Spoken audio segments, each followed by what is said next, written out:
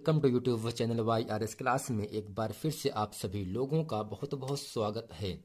दोस्तों, प्रश्न नंबर 3 आपके सामने यहाँ से कह रहा है, निम्नलिखित गद्यांशों में से किसी एक के नीचे दिए गए प्रश्नों के उत्तर दीजिए। जैसा कि दोस्तों एग्जाम में 6 नंबर के लिए ये जो प्रश्न है आपसे पूछा जाता है। अब इसमें एक प्रश्न नंबर का है और प्रश्न नंबर नीचे आपको दिया है, यहाँ से खा दिया है। तो दोस्तों प्रश्न नंबर का आपके सामने कहाँ से लेकर कहाँ तक है, जो तरुण संसार के जीवन संग्राम से दूर है, यहाँ से लेकर दोस्त दिया गया है सदैव सुधारों का काल बना रहता है। अब दोस्तों प्रश्न नंबर खा इसी के नीचे आपसे कह रहा है, ईर्ष्या का काम जलना है मगर इससे पहले वह उसी को जलाती है जिसके हृदय में उनका जन्म होता है। दोस्तों आइए चलते हैं इस पूरे वीडियो में प्रश्न नंबर 3 का, प्रश्न नंबर का और प्रश्न नंबर खा अच्छे तरीके से हम पढ़ते हैं और समझते हैं।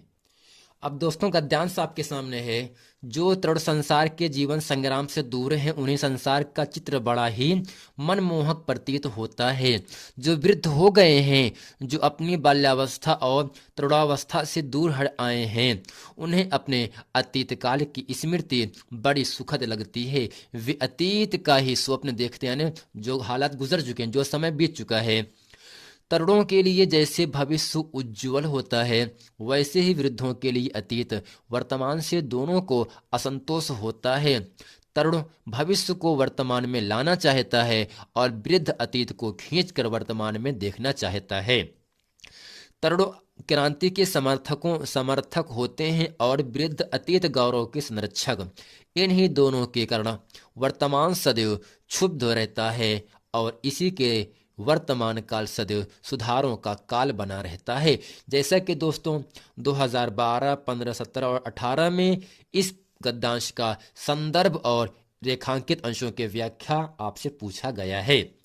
अब दोस्तों इसके नीचे आपका यहाँ से कुछ प्रश्न दिया गया है। प्रश्न नंबर आपके सामने है, प्रस्तुत गद्यांश का संदर्भ लिखिए, वह रेखांकित अंशों की व्याख्या कीजिए। अब दोस्तों जो से लेकर यहाँ तक आपका जो अतीत है आपका प्रथम रेखांकित अंश है, जबकि दोस्तों तरुण से लेकर काल बना रहता है आपका दूसरा रेखांकित अंश भाग किया गया है। तो अब दोस्तों प्रश्न नंबर 7 आपके सामने यहाँ से है, वर्तमान समय सदैव सुधारों का समय क्यों बना रहता है। दूसरा है, युवा और वृद्ध व्यक्तियों के वैचारिक अंतर को स्पष्ट कीजिए। तीसरा है दोस्तों प्रश्न इसी का, संसार का चित्र किसे बड़ा मनमोहक प्रतीत होता है। दोस्तों प्रश्न नंबर 1 आपके सामने यहाँ से कह रहा है, प्रस्तुत गद्यांश का संदर्भ लिखना है। दोस्तों क्या लिखना है, संदर्भ। दोस्तों हम काली पेन से हेडिंग करके लिखते हैं संदर्भ। इसमें लिखिए दोस्तों, लिखेंगे प्रस्तुत गद्यांश हमारी पाठ्य पुस्तक में संकलित, क्या लिखूं, पाठ से उद्धृत किया गया है। इसके लेखक पद्मलाल पुन्नालाल बख्शी हैं। दोस्तों कहने का मतलब इतना है, ये जो गद्यांश आया है ये क्या लिखूं पाठ से आया है और क्या लिखूं के जो लेखक हैं वो हैं पद्मलाल पुन्नालाल बख्शी जी हैं। अब दोस्तों दूसरा है रेखांकित अंशों की व्याख्या। अब इसके उत्तर में यहां से हेडिंग करके लिखते हैं, प्रथम रेखांकित अंशों की व्याख्या। दोस्तों इसमें लिखेंगे, लेखक श्री पद्मलाल पुन्नालाल बख्शी जी का कहना है कि जिन नौजवानों ने संसार के कष्टों, समस्याओं और कठिनाइयों का सामना नहीं किया, उन्हें यह संसार बड़ा आकर्षक और सुंदर प्रतीत होता है, क्योंकि वे अपने उज्जवल भविष्य के स्वप्न यानी सपने को देखते हैं। जीवन संघर्षों से बहुत दूर रहते हैं और दूर के ढोल तो सभी को सुहाने लगते हैं। जो अपनी बाल्यावस्था और जवानी को पार करके अब वृद्ध हो गए हैं, वे बीते समय के गीत गाकर प्रसन्न होते हैं, खुश होते हैं। नवयुवकों से भविष्य दूर होता है और वृद्धों से उनका बचपन बहुत दूर हो गया होता है। इसीलिए नवयुवकों को भविष्य तथा वृद्धों को अतीत प्रिय लगता है। अब दोस्तों इसके साथ साथ ही यहाँ से तरुण से लेकर जो काल बना रहता है, इसके जो अंडरलाइन किया गया है, अब इसका द्वितीय रेखांकित अंश की व्याख्या क्या होगी।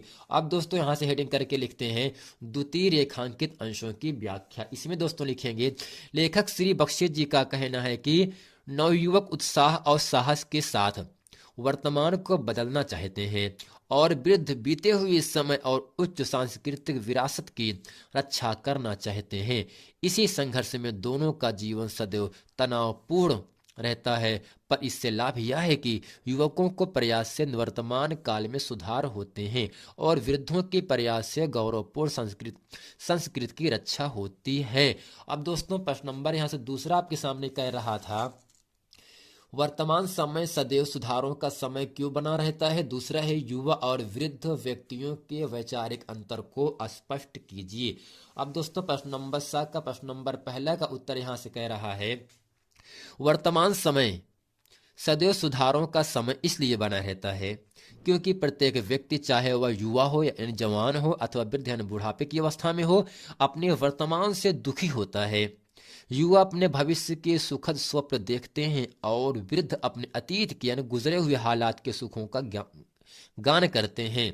वर्तमान किसी को अच्छा नहीं लगता क्योंकि वह उनके सामने होता है। वस्तुतः जो भी हमें प्राप्त होता रहता है, हम प्रायः उससे असंतुष्ट ही रहते हैं, इसलिए उसमें परिवर्तन करते रहते हैं। यही कारण है कि वर्तमान समय सदैव सुधारों का समय बना रहता है। अब दोस्तों प्रश्न नंबर दूसरा था, युवा और वृद्ध व्यक्तियों के वैचारिक अंतर को स्पष्ट कीजिए। अब दोस्तों इसके उत्तर में हम लिखते हैं यहाँ से, युवाओं को भविष्य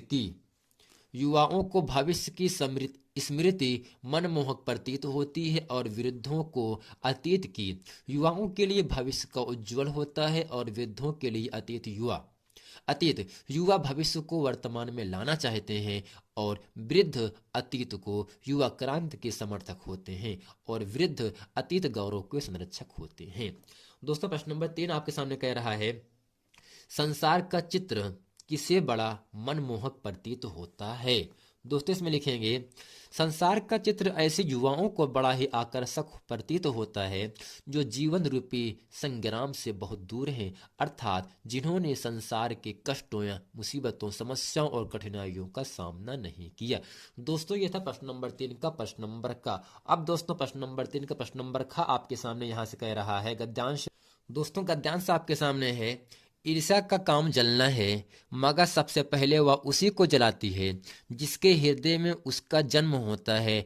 आप भी ऐसे बहुत से लोगों को जानते होंगे जो ईर्ष्या और द्वेष की साकार मूर्ति हैं और जो बराबर इस फिक्र में लगे रहते हैं कि कहाँ सुनने वाला मिले और अपने दिल का गुबार निकालने का मौका मिले।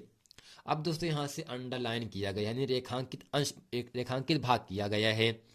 श्रोता मिलते ही उनका ग्रामोफोन बजने लगता है और वे बड़ी ही होशियारी के साथ एक एक कांड इस ढंग से सुनाते हैं, मानव विश्व कल्याण को छोड़कर उनका और कोई ध्येय नहीं हो। अगर जरा उनके अपने इतिहास को देखिए और समझने की कोशिश कीजिए कि जब से उन्होंने इस सुकर्म का आरंभ किया है तब वे अपने क्षेत्र में आगे बढ़े हैं या पीछे हटे हैं, या भी कि वे निंदा करने में समय व शक्ति का अपव्यय नहीं करते, तो आज इनका स्थान कहाँ होता। अब दोस्तों इस गद्यांश के नीचे 3 प्रश्न दिए गए हैं। पहला प्रश्न है, प्रस्तुत गद्यांश का संदर्भ लिखिए। दूसरा है, रेखांकित अंशों की व्याख्या कीजिए। तीसरा है, ईर्ष्या का काम क्या है, ईर्ष्या का क्या काम है या काम क्या है, वह सबसे पहले किससे जलाती है। दोस्तों पहला है, प्रस्तुत गद्यांश का संदर्भ लिखिए। दोस्तों यहां से हम काले प्रोसीडिंग करके लिखते हैं संदर्भ। दोस्तों संदर्भ में हम लिखेंगे, प्रस्तुत गद्यांश हमारी पाठ्य पुस्तक में संकलित ईर्ष्या तू ना गई मेरे मन से पाठ से उद्घृत किया गया है। इसके लेखक राष्ट्र कवि रामधारी श्री दिनकर जी। यानी दोस्तों जो गद्यांश आपके सामने अभी मैंने पढ़ा, ये ईर्ष्या तू ना गई मेरे मन से आया है और इस पाठ के लेखक कौन है फ्रेंड, राष्ट्र कवि रामधारी श्री दिनकर जी हैं। अब दोस्तों यहाँ से है प्रथम रेखांकित अंश की व्याख्या। दोस्तों श्रोता से लेकर ध्येय नहीं हो, यह आपका प्रथम रेखांकित अंश किया गया है और अगर जरा उनके यहाँ से लेकर के होता तक दूसरा भाग रेखांकित किया गया है।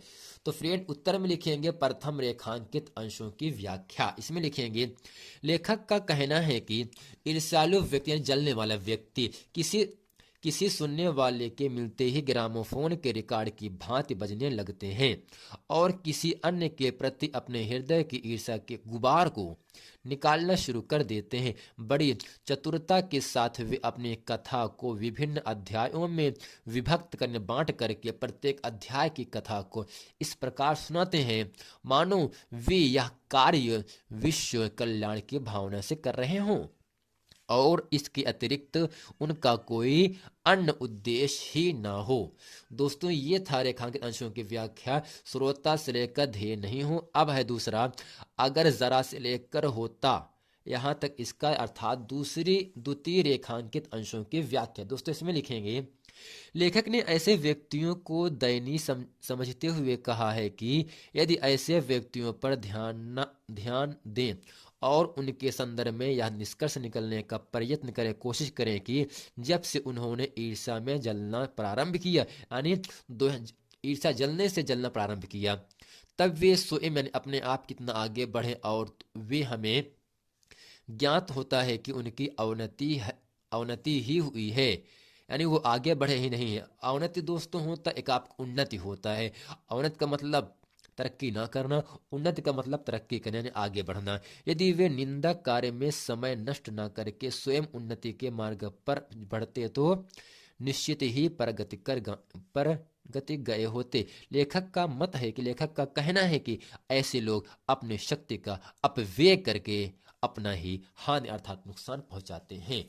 अब दोस्तों प्रश्न नंबर ग है, ईर्ष्या का काम क्या है? दोस्तों इसके उत्तर में लिखेंगे ईर्ष्या का काम जलाना। ईर्ष्या सबसे पहले उस व्यक्ति को जलाती है जिसके हृदय में उसका जन्म होता है। ईर्ष्यालु व्यक्ति किसी सुनने वाले के मिलते ही जिस व्यक्ति से वह ईर्ष्या करता है, जलन करता है, उसकी किसी अच्छी बात को भी बुराई के दृष्टिकोण से विस्तार पूर्वक सुनाने लगता है। यानी दोस्तों जिस व्यक्ति से वह जलता है उसकी अच्छाई की बातों को भी वह बुराई से करने लगता है। यही दोस्तों क्या ईर्ष्या का काम है, ईर्ष्या व्यक्तियों का काम होता है। तो फ्रेंड उम्मीद करते हैं प्रश्न नंबर 3 का प्रश्न नंबर का और खा इसे अच्छे तरीके से आप समझ गए होंगे। मिलते हैं फ्रेंड नेक्स्ट वीडियो में, तब तक के लिए थैंक यू।